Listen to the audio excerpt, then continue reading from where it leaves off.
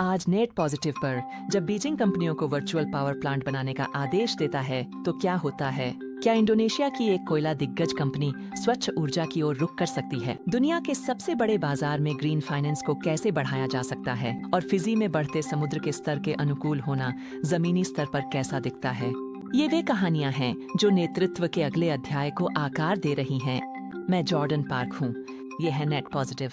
Net positive आपको Asia में ऊर्जा संक्रमण को आगे बढ़ाने वाले निवेश, नवाचार और प्रभावों से रूबरू कराता है। हम क्लाइमेट कैपिटल एशिया और फ्यूचर कीपर्स के बीच एक सहयोग हैं, जिसे जनरेटिव एआई और मानव संपादकों के साथ तैयार किया गया है, जो शोर शराबे के बीच से हटकर आपको दिखाता है कि वास्तव में कौन सी चीजें बाजारों को चला रही हैं और दुनिया को बदल रही हैं। इस सप्ताह हमारा विषय है नेतृत्व में लचीलापन। डैनी कैनेडी लिखते हैं कि कैसे चीन की वर्चुअल पावर प्लांट्स की पहल एक नया मानक स्थापित कर सकती है। मारिया कॉस्टर हमें चीन की ग्रीन टैक्सोनॉमी के अंदर ले जाती है, जहां तकनीकी विवरण जलवायु वित्त में अरबों डॉलर के लिए दरवाजे खोलते हैं। हेजल इलांगो और पुत्रा अधिगुना दिखाते हैं कि कैसे इंडोनेशियाई कोयला दिग्गज इंडिका कोयले के बाद के भविष्य की ओर बदलाव को अपना रहा है। और सेलिया मैकमाइकल हमें फिजी ले जाती हैं, जहां समुदाय बढ़ते समुद्र के स्तर के साथ अनुकूलन कर रहे हैं और वास्तविक समय में लचीलापन की नई परिभाषा गढ़ रहे हैं। जैसा कि संपादक कारी हुस्से ने क्लाइमेट कैपिटल एशिया न्यूज़लेटर में इन कहानियों की अपनी भूमिका में कहा है, यह प्रगति है जो वास्तविक है, अक्सर कठिन है और हमेशा जरूरी है।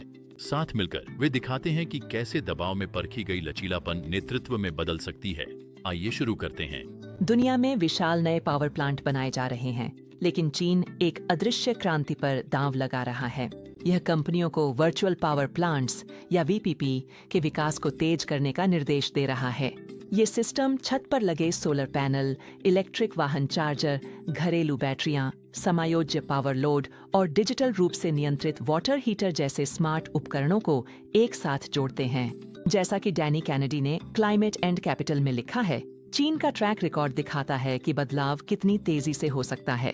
वही देश जिसने अपने सौर ऊर्जा स्थापना लक्ष्यों को वर्षों पहले ही पार कर लिया था, अब अपनी नजर वर्चुअल पावर कोऑर्डिनेशन पर लगा चुका है। सिर्फ एक नीति के फैसले से बीजिंग ने इस क्षेत्र में क्रांति ला दी है और एक ऐसा मॉडल पेश कर सकता है जो चीन और उसके क्षेत्रीय ऊर्जा साझेदारों दोनों के लिए फायदेमंद हो। कैनेडी का लेख हमें याद दिलाता है कि नेतृत्व अक्सर गति का परिणाम होता है। जहां तक ऊर्जा संक्रमण की बात है, चीन पहले ही दौड़ना शुरू कर चुका है। ऊर्जा संक्रमण की सबसे बड़ी कहानी किसी सोलर फार्म या पवन टरबाइन पर नहीं घट रही है, ये एक स्प्रेडशीट पर हो रही है। जैसा कि कहा जाता है, ऊर्जा संक्रमण मेगावाट्स के बारे में नहीं बल्कि पैसे के बारे में है। और चीन में इसका मतलब है कि यह स्पष्ट रूप से परिभाषित करना कि कौन सा निवेश हरित ग्रीन माना जाएगा। ग्रीन सेंट्रल बैंकिंग के लिए रिपोर्टिंग करते हुए मारिया कोस्टर चीन की ग्रीन टैक्सोनॉमी में हुए बदलावों को विस्तार से समझाती हैं। यह कोई दिखावटी सुधार नहीं है, बल्कि एक अनिवार्य सुधार है।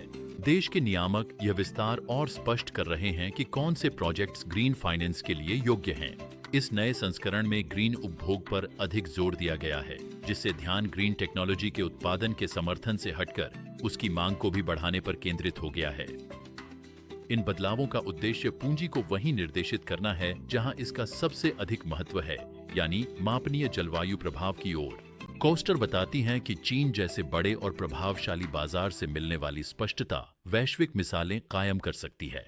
बेहतर वर्गीकरण के साथ बेहतर पूंजी प्रवाह आता है और इसका मतलब है उन परियोजनाओं के लिए अधिक गति जिनकी हमें तत्काल आवश्यकता है। क्या कोयले पर आधारित कोई कंपनी जीवाश्म ईंधन के बाद की दुनिया में अग्रणी बन सकती है?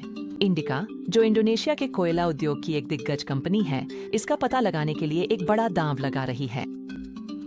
जैसा कि हेजल इलांगो और पुत्रा अधिगुना रिपोर्ट करते हैं, कोयले के बाद के भविष्य की ओर यह बदलाव बढ़ते वित्तीय दबाव के साथ आ रहा है, जिसमें मूडीज और फिच द्वारा क्रेडिट डाउनग्रेड भी शामिल है। लेकिन कंपनी दीर्घकालिक विविधीकरण रणनीति अपना रही है, जिसमें कोयला बाजार की अस्थिरता से बचाव के लिए सोने की खनन में महत्वपूर्ण निवेश किया जा रहा है। यह तात्कालिक दबाव कल के लिए एक अधिक मजबूत व्यवसाय बनाने की दिशा में आवश्यक कदम है। फिजी के गांवों में समुद्र एक संसाधन है और समुदाय की पहचान का एक महत्वपूर्ण हिस्सा भी है। अब समुद्र का व्यवहार बदल गया है। ज्वार अब और अंदर तक आ रहे हैं, रेतीले समुद्र तट गायब हो रहे हैं और कभी प्रचुर मात्रा में मिलने वाली मछलियां अब ढूंढना मुश्किल हो गई हैं। यह निष्क्रिय नुकसान की कहानी नहीं है, बल्कि सक्रिय अनुकूलन की कहानी है।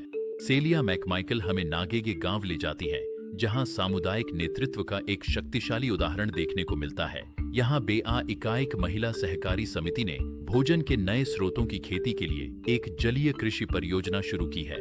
वे तटीय कटाव को धीमा करने के लिए मैंग्रोव के पौधे भी लगा रही हैं और पारंपरिक ज्ञान का उपयोग करके अपने घरों और आजीविका को बढ़ते समुद्र से बचा रही हैं। इस सप्ताह जश्न मनाने लायक 4 सकारात्मक उपलब्धियां चीन के वर्चुअल पावर प्लांट्स दिखाते हैं कि कैसे एक नीतिगत कदम नेतृत्व पैदा कर सकता है। चीन की हरित टैक्सोनॉमी यह साबित करती है कि बाजार की स्पष्टता संक्रमण को गति देने के लिए एक आवश्यक आधार है।